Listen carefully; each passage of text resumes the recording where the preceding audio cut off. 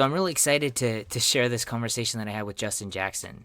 He reached out a couple weeks ago. Turns out he used to use Upscribe, and he told me why he stopped and why he feels like a lot of people are no longer using Medium and finding less need for a tool like Upscribe. So here it is.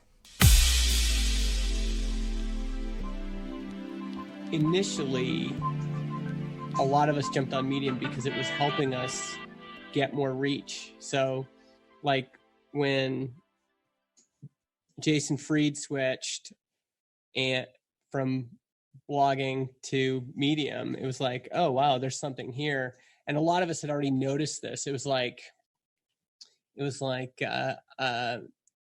other thing we could crank, like Hacker News. Like, okay, Hacker News is getting more competitive. What's the next thing that's going to drive a ton of views to the stuff we write? And it was like, as soon as they introduced that new membership option, it was like, this is not worth doing anymore. Because I think one thing, I'm not sure who your customers are, but the Jason Cohens and Ryan Hoover and me, I think one thing we probably don't talk about is that we want a platform that we can get significant traction on. And often that means, initially these algorithms, like the Medium algorithm, there was a trick to getting more and more, to basically getting featured on the homepage, right? And a lot of us were leveraging that. And when that disappeared, the magnet that was Medium kind of like, it wasn't as magnetic anymore. We weren't as attracted to it because it wasn't helping us get what we wanted, which was we want a bunch of folks. And now it was way more editorialized. They were choosing who was going to be on the homepage. And so, we stopped spending as much time there. And I think, it depends on who your customers are. Like if your customers are these writers that are trying to be professional Medium writers, Mm-hmm. and they're making money on Medium right now, but they want to build their own audience at the same time, that could make sense if there's a lot of those people. But it feels like in the absence of this group that is strongly attracted to the magnetism of Medium, it's going to be hard to sell Upscribe. Yeah. So the customers are pretty much all over the place. I've got brands like Envision and like ConvertKit was on there, and a segment within WeWork uses it, and so there's a lot of like bigger companies, and they and they're the ones that have always found the most value because they're writing great content, and so people are going to subscribe. Yeah. And they're still using Medium as their primary tool. So those companies and brands, and even like more well-known writers like like yourself, Josh Pigford was using it early on, and he was I think he was he was definitely in the first wave of people that just started realizing this isn't working, and so he left, and I had reached out and chatted with him about that. And from that point on, those bigger brands and well-known authors have been slowly switching away. The tricky part for me has been there's just as much, if not more, new writers that are coming in, and they're like signing up for Upscribe every day, and it's organic, but they're not as willing to pay because they're not going to get the same value. So that's the same commercial value. Yeah. So it's been tricky. So I've been trying to work with pricing and stuff like that, but ultimately I want to solve a larger problem, hopefully with the same customer base. So it's kind of like, how do I do that? That's kind of my next. Yeah. And then this is kind of what, like, Derek Reimer is starting these static kits. Have you looked at those yet? Yes. Yeah. And it does feel like, man, it's just not super magnetic. Like, it's not like it's not the, so there is a challenge with the forms that ConvertKit and MailChimp and all these companies give you are really crappy, and modifying them, they give you all this like spaghetti code, and they're hard to like implement if you want to customize everything. And so he's kind of going after that, and that feels like something you could probably go after. You have these, beautiful forms that can be embedded kind of anywhere. The challenge is I just don't think that that's magnetic enough. It doesn't feel like there's enough people in motion looking for that solution. And the people that are in motion, like for example, me, if I was going to use something like that, it would be like just a one-time thing. Like, okay, give me the form code and I'll figure it out or whatever. Yeah, I'm trying to think of what you could offer with the existing customer base that would be that magnetic. Yeah, I've kind of and I'm definitely more of a maker, so my tendency is to want to just build things. So in the last few months, I've tried pop-ups. I've tried to focus on the landing page side of things, and a bunch of different features that just didn't get the same, like didn't get enough traction, and people were using them, but it's just not. And even like you can send email from within Upscribe, and some people are using that. I actually had a call with Corey Haynes at Barometrics, and he was just talking about helping me. We were looking at restructuring the pricing, and he was just, one of the things he said was just the companies that he's observed that are doing really well double down on just a couple features, so they know exactly what's working and they just focus on those. After that, I kind of went in and removed a bunch of the features. I think that's a common thing that gets said, but I think it's actually that it misses. There's some correlation there, but there's no causation. Meaning, products that have something that people really want that focus on a few features do better, but products that just have a few features that don't really aren't really drive, there's no drive from people, those don't do incredibly well, right? And so I mean, looking at your numbers, you've got really good numbers in a lot of ways, right? Like you've hit is this accurate, what's on Open Metrics? Yes. Yeah, you've hit a mark that most people never hit, right? Like you're at a $60,000 annual run rate. That's pretty good.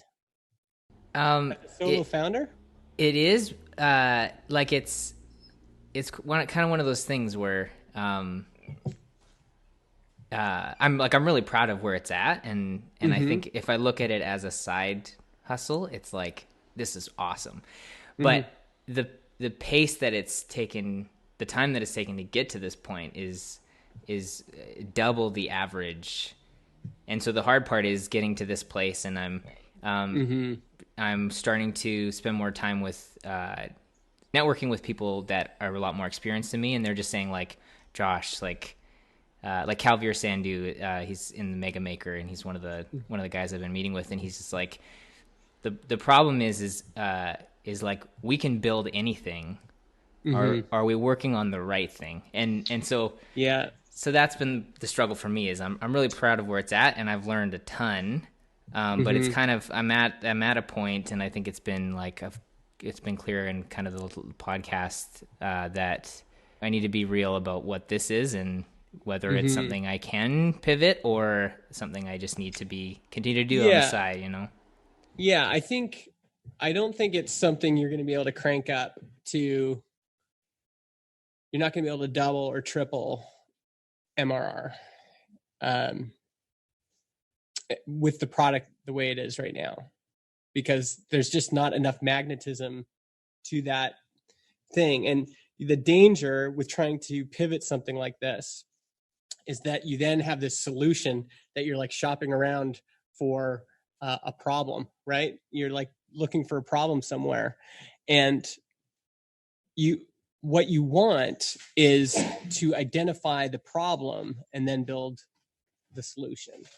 But shopping around an existing solution and saying, okay, there's got to be a fit for this somewhere, right? There's got to be a peg that fits in this hole, and it you can just spend a lot of time figuring that out, and you're already starting to get back on that treadmill because you're building other stuff, and then you're like, okay, come on, there's got to be you're shopping your solution around looking for people who have problems, where it should be the other way around.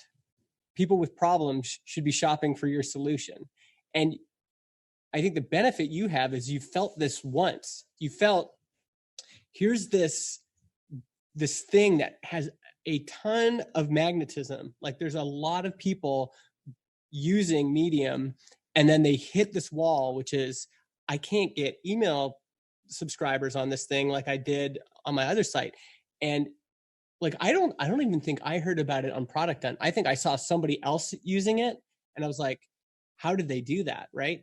It just, you can see it spreads in a way that is ideal, really, when there's a lot of magnetism, like where people want the end goal, and then the actual like way to get there, which in this case is Medium, is like really hopping and people are using it. But you've also seen the other side of this, which is existing platform. They can change things anytime they want.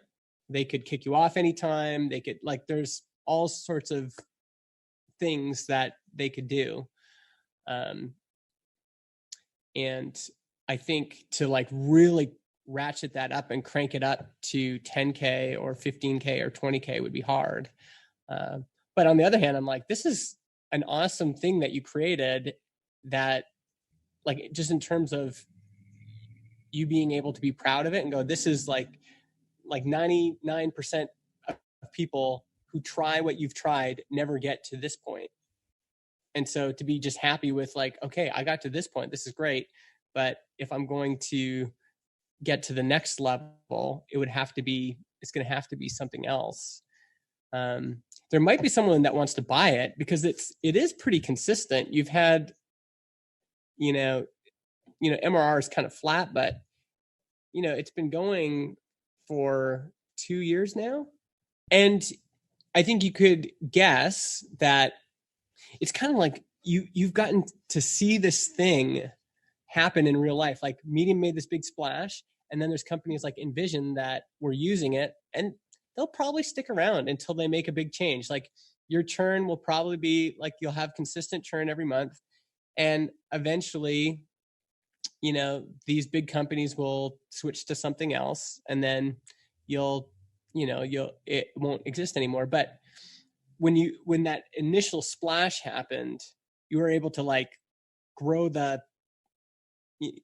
market and kind of grab it, and now you've got it, and it's probably going to just like slowly go away, I think. So somebody might want to buy it if they wanted to just have this little thing that's going to keep going for a while. Or you could keep it and have a nice little side thing that, as far as side things go, that's a pretty sweet one. Like that it's consistent. It's going to degrade slowly over time. So to kind of circle back, I guess I kind of have three different routes here. I can try and sell. Mm-hmm. I can look at this as a side project and start something new. Just go somewhere else. Yeah. Or I can try and maybe pivot is the wrong word. Go to the customers that I have and see if there's a new solution that I can build for them. Yeah, and on that one, I think you should do that anyway, because you have some really cool customers. And so doing it's not it might not be difficult for you to get some time with someone at whoever your favorite customers are, whether if it's Envision or um, just a really cool personality or whatever, to talk to those folks and go, um, what else is going on in, you know, uh, not exactly that. It's more like I would be asking them lots of questions. Hey, what are the projects are you working on right now? What's another tool you guys just picked up? Why did you pick it up? When's the last time you switched from one provider to another? What are some challenges you're having, like at this stage? What's kind of stopping you right now? Or just even observing, like I would be looking at what they're doing. Like, okay, so they've got this, what's going on here? They've got this expert advice. So they're doing, like a video podcast. That's interesting. The things that they're doing, that they're actively doing, you can start to see, okay, so what do they get out of this, right? Like what's the benefit for them? They're trying to stay top of mind. They've got lots of competition now. Design system manager. So this is a new product. These are the kinds of things I would be just kind of observing. And what you're looking for is a really sticky problem that there's a lot of magnetism, a lot of motion, a lot of momentum that you could capitalize on, if these are the kinds of customers you want, right? Right. Like Okay. where are they having trouble? Mm-hmm. And what are they doing? Like I would go to their Twitter account and say, are they promoting stuff on their Medium account? Or are they promoting something new? They're doing some events. And the other question always is, do you want to do this at all? Because it is, I mean, it depends on what you want. How do I stop sharing this thing? Stop sharing. It really depends on what you want. Like it seems you've got a great portfolio piece. If you did ever want to work for somebody else, Upscribe is an awesome resume. Like it looks great. Did you build this all yourself? I did use a design template, and I've taken the elements and kind of and kind of tweaked it. But but I've built like the form builder I built in Vue.js and everything. And I mean, for an indie product, it looks really good. And even the way you do like this integrations page is brilliant. Just super simple, really quickly communicates what this is for, how you use it. It's awesome. And so that could be another thing to think about is, there could be a company that would pay you way more money than you're making right now to do more stuff like this. If you really want to have your own business and you're willing to sign up for that world of pain, then you should do it, because it's hard to kind of deny that in yourself. But if you're just like, no, I just want to make a bunch more money, there are probably easier ways to make a bunch more money. Yeah, I hear you. It's definitely the flexibility. It's the being able to run the vision and run the show, and design my own kind of lifestyle. And I know as I'm a full stack Laravel and full stack Ruby on Rails, because my day job it's Rails. It's a Rails shop there. So I know I can make a lot more money as a a Mm-hmm. developer, and Mm-hmm. there's a lot more opportunity. There's a lot of opportunity there. But yeah, it's definitely. I love software. I love the subscription, the recurring revenue model, Mm-hmm. and this is definitely what I want to do. So it is. It's yeah. Mm-hmm. The other thing to think about um, is maybe you do want to just go after a different market and um, and build something for like build something for developers, build something for uh, Laravel shops, build something for Rails shops, build something for whatever other markets you're exposed to. Um, and there's tons of like one of the advantages of being employed is you get to observe all day. How do we make purchasing decisions? Like, what were the last three things? How big is your team? 15, 16. So, what's the last product you guys bought? I think it was Rike, Okay. which project management software. It's a whole there's a whole world Yeah. there, and What I did mean you there's switch from? we switched from Trello, but half the Mm-hmm. team can't stand working in Rike, so we still Mm, use Trello and gotcha. Rike. I would be like in your position, you can observe clients and why they buy, what is driving their behavior. What do they want? Like what's the actual underlying, practical and emotional reasons?